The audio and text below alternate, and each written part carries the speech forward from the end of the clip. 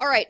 So Jeffrey Epstein, according to this new trove of his emails, which were delivered to the House of Representatives by his estate due to a subpoena, revealed that Jeffrey Epstein had been advising the Russian government on how to deal with Donald Trump.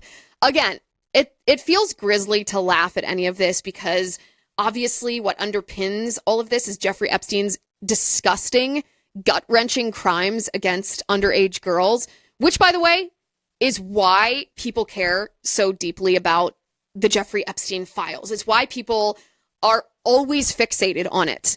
Because when such a tremendous wrongdoing, evil, no matter who you are, this is the very definition of evil. When an evil act like that is committed in our country, and the person who committed that act, when it's widely known also, right? Like, this is not hard to prove. And the person who committed that act gets off easy. That's injustice. And it's one thing if there's injustice when it's like, not to downplay this, but like a financial white collar crime, right? When it's not as just abjectly morally repugnant as the outright evil of hurting young girls sexually. And to think that, we have to have faith in our justice system. We want to have faith in our justice system. But when we see our justice system fall short in such a high profile and grisly case like this, people just don't tolerate it. They can't tolerate it. Because when there's an injustice like this, that desire to have trust in your justice system is eroded. So even though I sit here today and I say I want to have faith in our justice system, we have the best justice system in the world. It's not perfect, but this adversarial justice system that guarantees due process, where there's the presumption of innocence until proven guilty, where everyone faces equality, equal treatment, no matter what you do for a living, no matter who you are, no matter how rich you are. This is fundamental to our justice system. It's something that we're proud of. And when we see this fall short, not just in a way that, no system is perfect, not just in a way that, a human constructed system of justice is never going to be as perfect as God's justice. But when we see corruption infiltrate our justice system,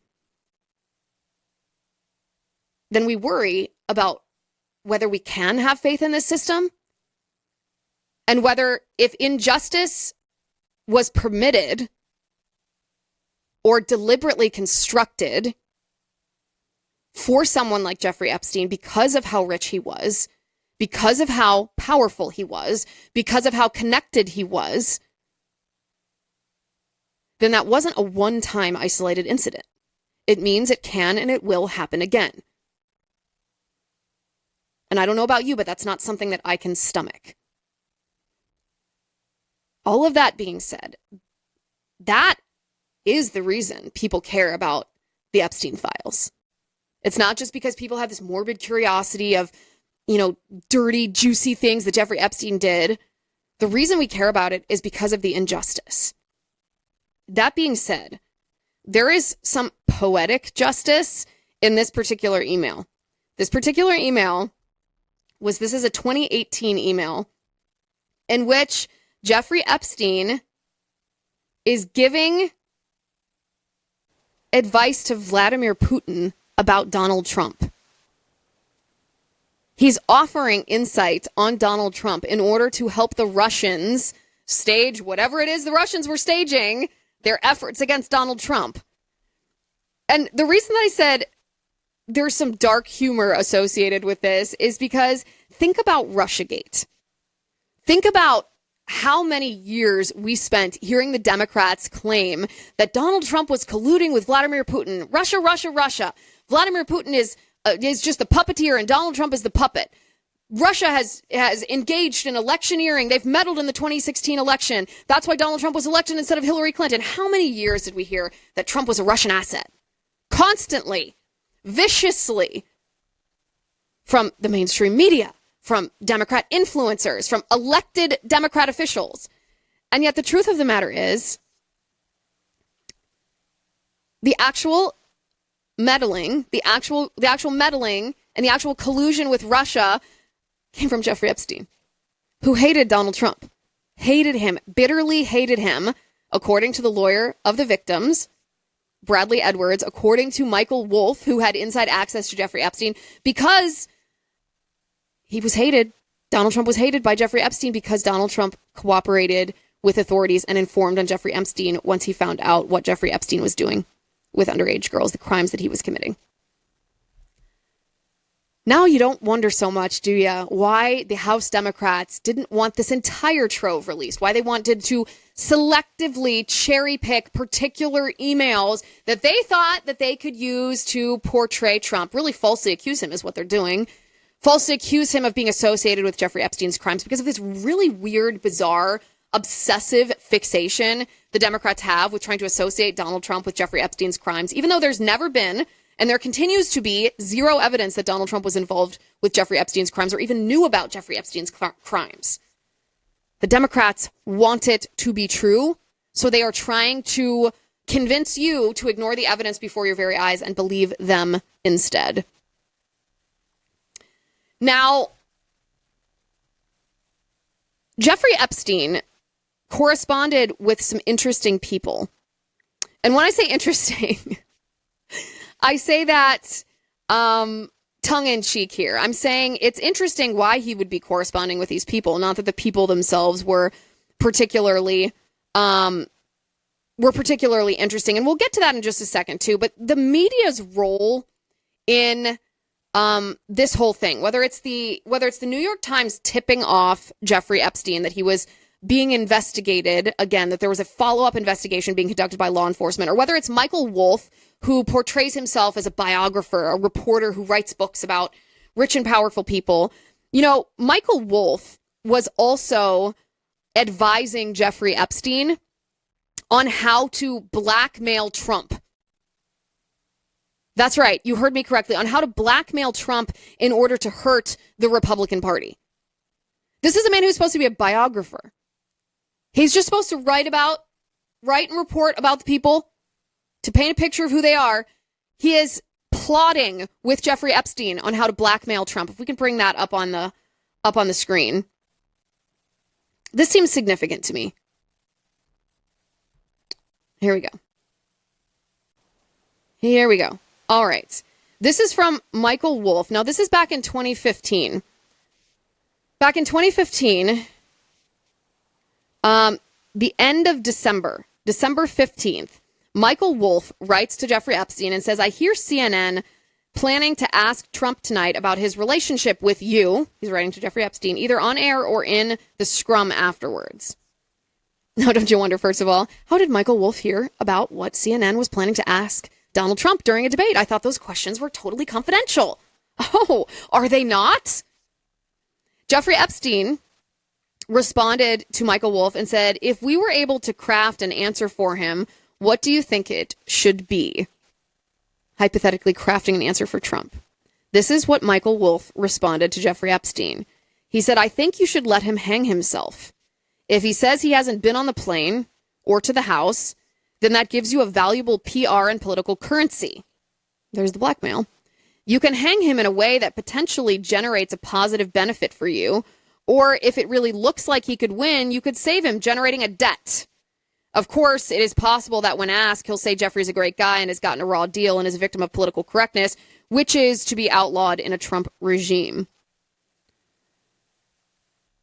To summarize that bluntly,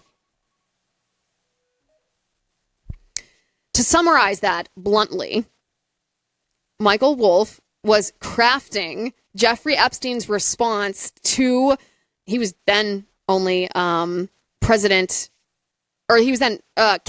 Trump. It was during the campaign, in order to try to hurt President Trump and the GOP, in order for Jeffrey Epstein to have blackmail power, coercive power over Donald Trump. When we wrote the title of this episode, new Epstein emails reveal the grisly truth. What is that grisly truth? Well, the grisly truth is not what the mainstream media wants you to think it is. It is not that that it's been revealed that Donald Trump had some association with Jeffrey Epstein's crimes, or that he was aware of Jeffrey Epstein's crimes and did nothing about it. It's not that there's any new information in any way, shape, or form that implicates Trump in anything. The grisly truth is that the mainstream media and the Democrats hate you. They think you're stupid. They manipulate you. They lie to you in order to try to plant ideas in your head, to try to brainwash you into hating the person that they want you to hate. And in order to try to coerce you into feeling the way that they want you to feel, they have to lie to you, and they have to lie by omission to you. Understand that the Democrats, the House Democrats and the mainstream media are deliberately staging a snow job against you. And they know what they're doing. This isn't just, they have a different perspective, and so their perception of this is a little bit different. They are deliberately trying to trick you, to control your mind and your words and your thoughts and your actions. And that is so despicable. So despicable. In these emails, by the way, before we even get to that one, I forgot about this. The Democrats actually deleted a post that they had posted. Again, they're in this desperate, obsessive effort to associate Donald Trump with Epstein's crimes, which they can't because there's no evidence of Donald Trump ever doing anything wrong or knowing about it.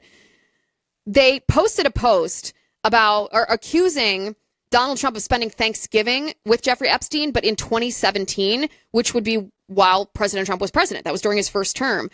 And this, the amount of views and impressions, this went wildly viral instantly. But it turns out they had to delete it because it was a lie.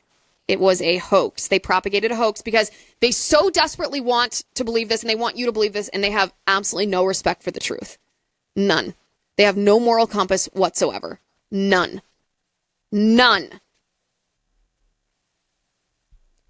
But they then ignore at the same time the context. The context is important. There's associations, and I mentioned this before. There are some interesting people that Jeffrey Epstein was emailing, not because the people themselves are interesting, but because it's interesting that Jeffrey Epstein would be emailing them specifically. He emailed the White House counsel during the Obama administration. We can bring this up. Why would Jeffrey Epstein be emailing the White House counsel, Catherine Rumler? And what did he say to her? He says that she should speak to the boss. Well, who's the boss? Her boss is Barack Obama, who was president at the time. So Jeffrey Epstein is talking to Obama's White House counsel, giving her directions about what to say to the boss. And yet, the Democrats have no interest in looking into that. There's something there.